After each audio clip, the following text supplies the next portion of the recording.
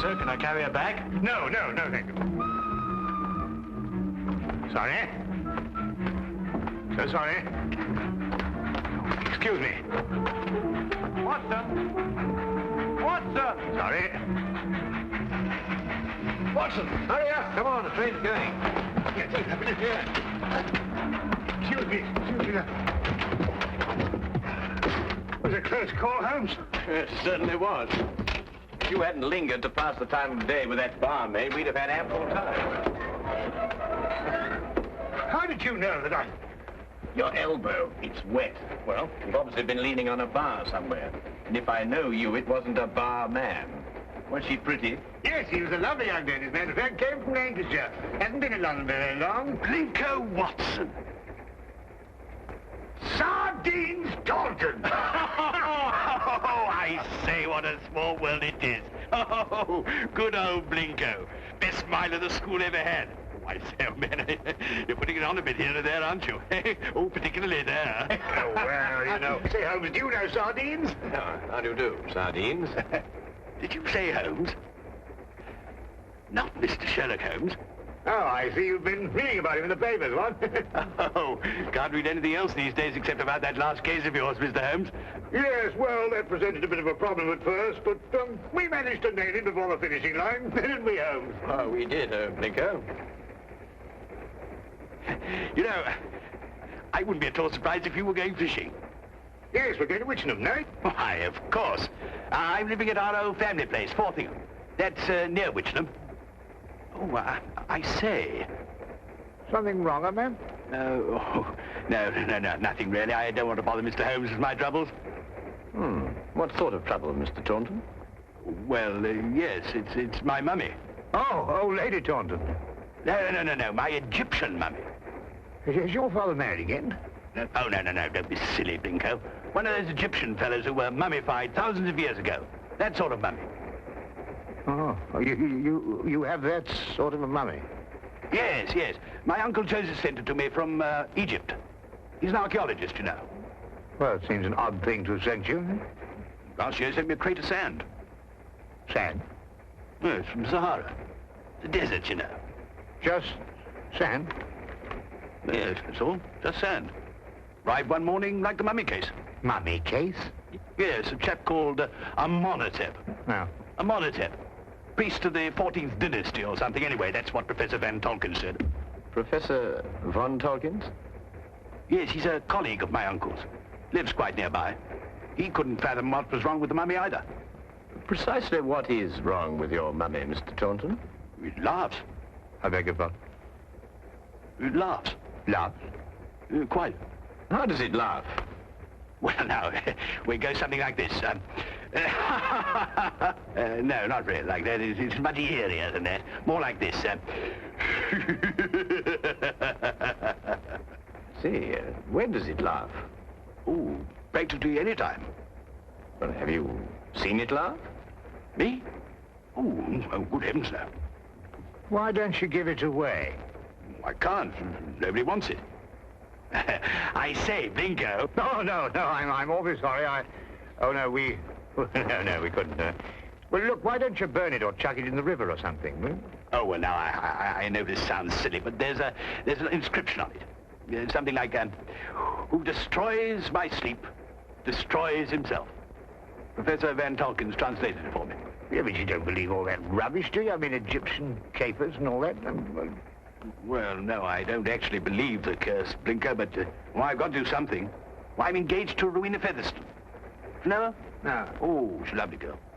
She's got an aunt, regular old battle-axe. Well, she keeps after Rowena to break off the engagement.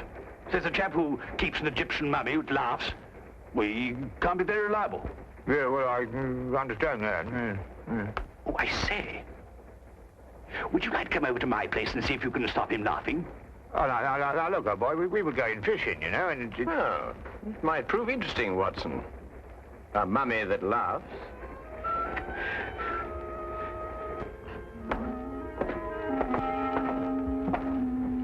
This is, Amenhotep. Well, he doesn't look as if he had much to laugh about. You wouldn't think so, would you? You wait till you hear him, Blinko. Frightening, positively frightening. 14th dynasty, I see. It's an exceptionally fine sarcophagus. I must say the funerary carvings of the 14th dynasty were the most beautiful ever known. Ah, yes. Amenhotep was a priest-warrior. And here's the curse. Yes. Who destroys by sleep, destroys himself. Makes you think, what? Ow. This thing's full of splinters. I'm always pricking myself on it. When did the mummy start laughing, Reggie? As soon as you received it 6 months ago? No, rather not. First, he was very well behaved. Quiet as a lamb, then he started in about a month ago. I see. I take it these are the other Egyptian trophies your uncle sent you. Yes, rather. I stick them all in this room here. I call it my Egyptian room. You know, I wouldn't like Uncle Joseph to come back and think I didn't appreciate the gifts he sent me. Pretty touchy about the things they dig up, these archaeological fellas. Yes, quite naturally. Has your uncle been in England recently? Oh, no, not since he went galloping off east as a young man. Must be at least 40 years, I think. Then you've never seen him? Oh, no. Oh, I say, that's the Sahara sand I was telling you about. Oh, yes. Does your uncle never write to you? No, never. Just sends back the things he digs up. Have you got a photo of him by any chance? Yes, this one. It was taken when he was up at Oxford. I think he must have changed by now, you know, 40 years. Ravages of time and all that. Yes. Oh, I'm sorry, Reggie. I didn't know you had visitors. Oh, no, don't go, Rowena. I want you to meet my guests. This is, Blinko, Dr. Watson, and Mr. Holmes, Mr. Sherlock Holmes. This is my fiancée, Miss Featherington. Mr. Sherlock Holmes, the detective? Yes. Yes, he's come to look into this mummy business for us. Have you found anything, Mr. Holmes? Why does it laugh? Well, perhaps he tickled himself to death. I keep pleading with Reggie to get rid of it, destroy it, anything. But he's afraid of the curse. Well, I'm the one the curse is going to work on, and you know what they are. Really, Reggie, this is the 19th century. And Aunt Agatha wants to know when we're going to eat. She's famished. Woman's always famished. Please, Reggie, she is my aunt. Well, I suppose I shall have to cook dinner myself. Cook left last night, 4th of the month. Say, Binko, you cook? Well, Reggie, you didn't invite Dr. Watson here to cook. I'll cook. Well, maybe I better do it myself after all. We'll both cook. Come on. How many of us are there? 5? No, 6. I've asked Professor Von Tolkins to dine. I say, if you'd like a glass of sherry or a brandy or soda or something, you'll find it all in the cupboard over there.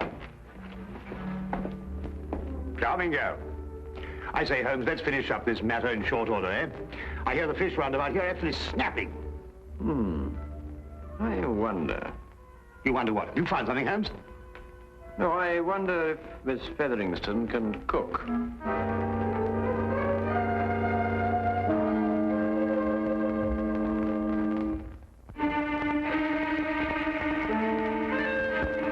A doctor, young man, you say? A veterinary, no doubt. Madam, I'm a graduate of the Royal College of Physicians. I specialize in human beings. And you detect, young man, I understand. Yes, madam. I detect. Work with the police? Well, on occasion. No wonder the crime rate's going up. Rowena, do we or do we not eat? In the numbers, Auntie. We're bringing the food in. Reggie tells me you've recently come back from Egypt, Professor. Yes, Mr. Holmes. Just a few months ago. I have retired from active participation in Egyptology. I see. I understand that you met Reggie's uncle while you were out there. Yes, Professor Taunton and I excavated for a long time together in the valley of the Lower Nile. Is Professor Taunton still active? Yes, Joseph is engaged in important excavation at the present time. You must be very glad to see all your old friends and relations again, Professor, after all these years. I've been gone so long, Doctor. I no longer have friends. And I'm afraid even my family wouldn't recognize me. Well, here we are at last. Better late than never, I always say. Oh, please do help yourselves, everybody. Informality's the form. Local trout. We used an old recipe we found in a cookery book in the kitchen. Didn't we, Reggie? Yes, at least I think it was a cookery book. I read something about mixing nitrogen with hydrogen or something or other at the end of it. Oh, Lord. Well, this is splendid. I haven't had a decent, well-cooked fish like this in years.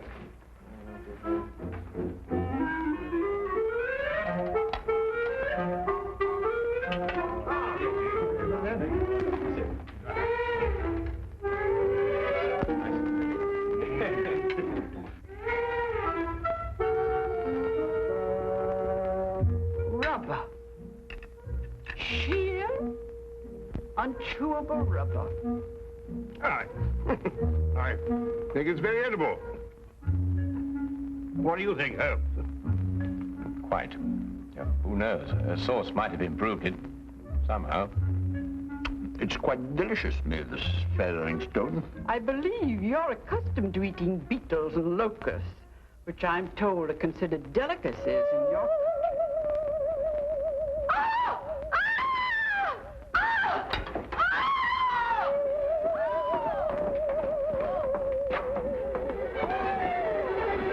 Take the other end, would you? Carefully, please. Carefully. Yep.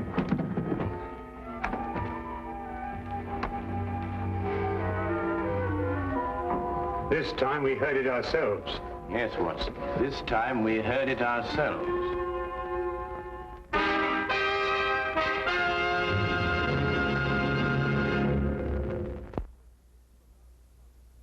And now we return to the case of the Laughing Mummy.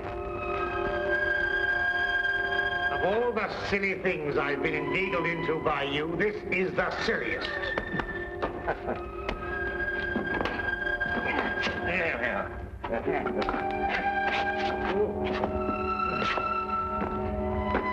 What do you expect to find up here? Something I discovered earlier this evening, Blinker. Do not address me by that ridiculous name. All right. All right, old chap. I'm all right now, but if I kill myself, I shall hold you personally responsible. Good. No, we managed it somehow. Though I had my doubts on several occasions. Now, we'll soon know now. Know what? Unless I'm mistaken, this is our laughing mummy. But this is only a weather vane, Holmes. Ah, yes, but one that laughs. Listen. Good heavens. Well, it is laughing. It would appear to be so, wouldn't it? Especially with a mummy in the house.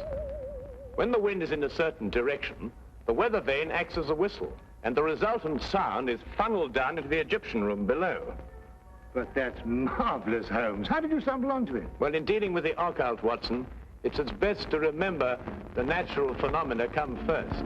Here, give me a hand with this, would you? Yeah.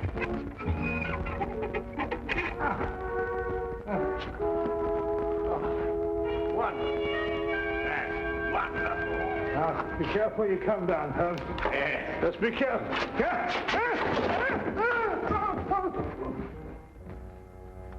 Here, Watson, would you hang on to this, please? Watson, are you taking it? Where have you gone? Watson? Watson? Watson? Do you think they know what they're doing, Reggie, dashing out of the house like this? Maybe not Blinko. Well, Mr. Holmes seems very capable. Oh, yes. He's the reliable type. Doesn't say much, but when he does, it's to the point.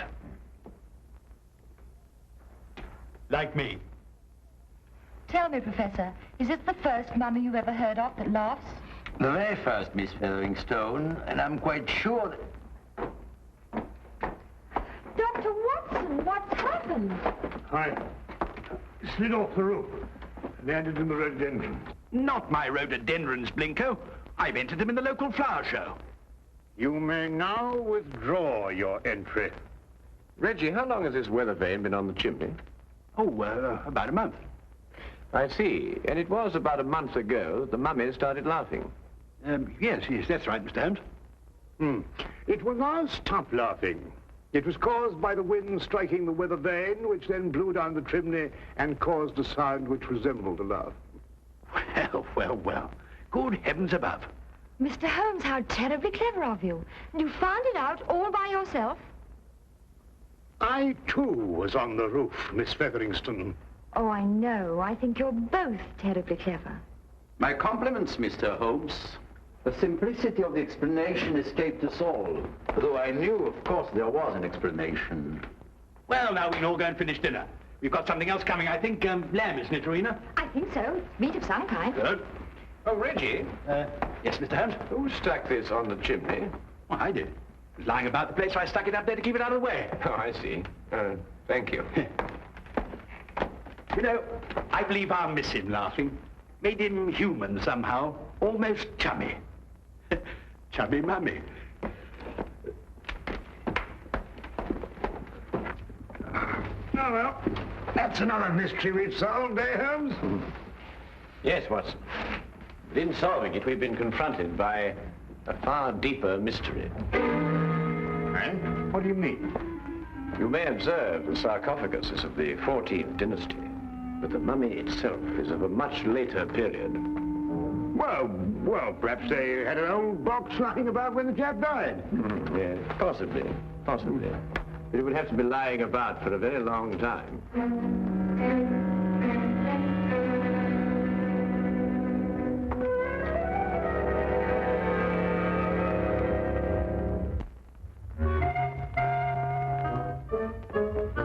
Morning, everybody. Isn't it a lovely morning? Simply gorgeous. Good morning, Miss Featherston. Yes, it is indeed a lovely...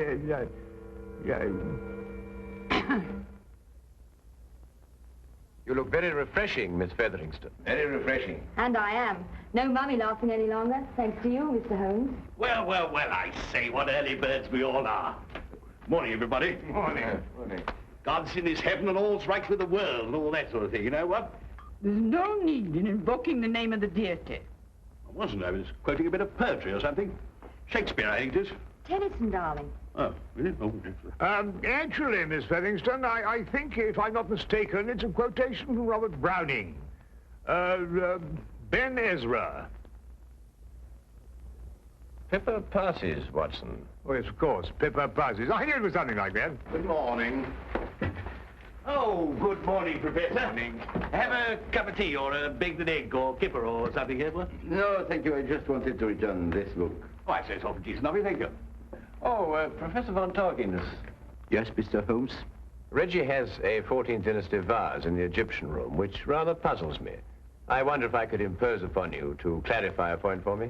It would be my pleasure, Mr. Holmes. Should we see it now? If it wouldn't be too much trouble, Professor. Not at all. Thank you.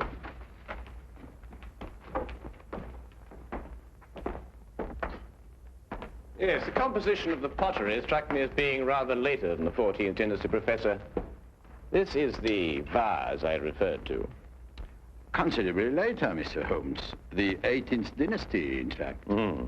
I rather thought Reggie was mistaken, as he was also mistaken about the mummy. The mummy? I'm afraid I don't understand. Don't you?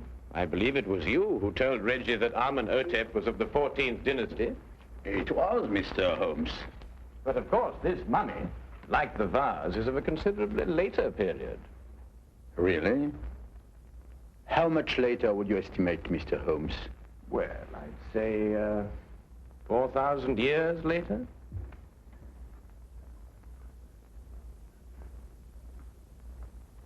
How did you determine that, Mr. Holmes? Well, the sarcophagus is obviously authentic. But the burial wrappings of the mummy itself are of a comparatively modern Egyptian weave. Expertly aged, I admit. I'd hoped the discrepancy wouldn't be noticed. Well, if it hadn't been for the coincidence of the weather vane, I should never have bothered to look at the mummy so closely. What do you propose to do, Mr. Holmes? I'm afraid, Professor, I have no alternative. Holmes, what are you talking about? Professor von Tolkien is, I regret to say, Watson, involved with murder. Murder? But who was murdered? Joseph Taunton, Reggie's Uncle Joseph. But how do you know? Where's the body? You are gazing, Watson, at the mummified remains. Oh, no, really. You're right, Mr. Holmes. This is Joseph Taunton. And if I killed him... What do you mean, if you killed him? I don't know. That sounds strange, doesn't it? Joseph Taunton and I were friends. We devoted our lives to excavating the glories of Egypt. And last year we discovered the tomb of Amenhotep. An untouched tomb, Mr. Holmes. Over 4,000 years. Joseph and I were the first human beings to set foot in it since the day it was sealed. Can you imagine what that meant to us? Yes, I can understand that. Joseph was beside himself. He wanted to open the mummy case immediately, but it was wrong, Mr. Holmes. The case had to be opened carefully, delicately. We quarreled. I tried to restrain Joseph physically, but he broke loose from me. He ran to the case and opened it, and then... And then, Professor? And then he staggered and dropped dead. As he opened the sarcophagus? Yes. There were no witnesses to what had happened, Mr. Holmes. But in our struggle, Joseph had suffered bruises. I knew what the police would believe. And so you removed the mummy of Amenhotep and substituted the body of Joseph Taunton instead? It was the only way I could get the body out of the tomb. Mr. Holmes, I didn't mean to kill Joseph. It was his heart. He always had a weak heart. You say he staggered, Professor. What did he do as he staggered? He grasped his throat as if he were choking. Watson, would you oblige me by removing the cover of the sarcophagus? Yes, of course.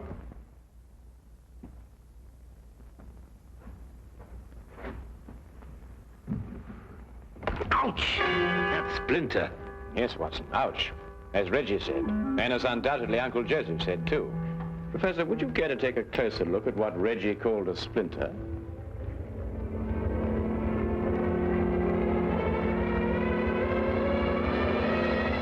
What? It's a hollow needle that would pierce the skin of anyone who touched it.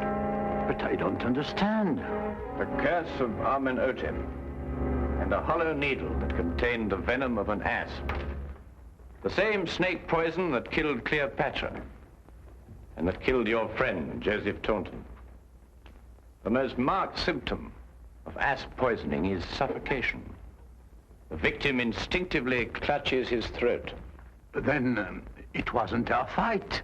No. And traces of the poison may still be found in the body, even after mummification. I say, Holmes, you don't think there's any of that poison left in the needle, do you? Because, well, if so... The next few minutes will determine that, Watson. What? Well, how's old Amenhotep doing? I bet he's feeling down in the mouth now he's stopped laughing. You'll be glad to learn, Reggie, that the professor has offered to take the mummy off your hands. Oh, I say, that's awfully decent of you, Professor. What you going to do with him? But he's also considered giving it a fitting burial. Oh, of course. Now, why didn't I think of that? Do you realize what this means, Rowena? Now we can be married. That old... I mean, your aunt, well, she won't have a leg to stand on. But, darling, Aunt Agatha really likes you. She just pretends to think you're not very bright. Really? She likes me? I think so. Oh, well then. Let's go and tell her the good news. Thank you, Mr. Holmes. Not at all, Professor. Holmes! Holmes! What? What's the matter? Why, you look ill. It's the poison. I can't get my breath. No, relax, Watson, relax. If there'd been any poison left in that needle, Reggie would long since have joined his ancestors. Unfortunately, the curse only worked once. Oh. Ridiculous. That's all right. Oh, but Holmes. Oh, that's all very well, but I still can't get my breath. Not again.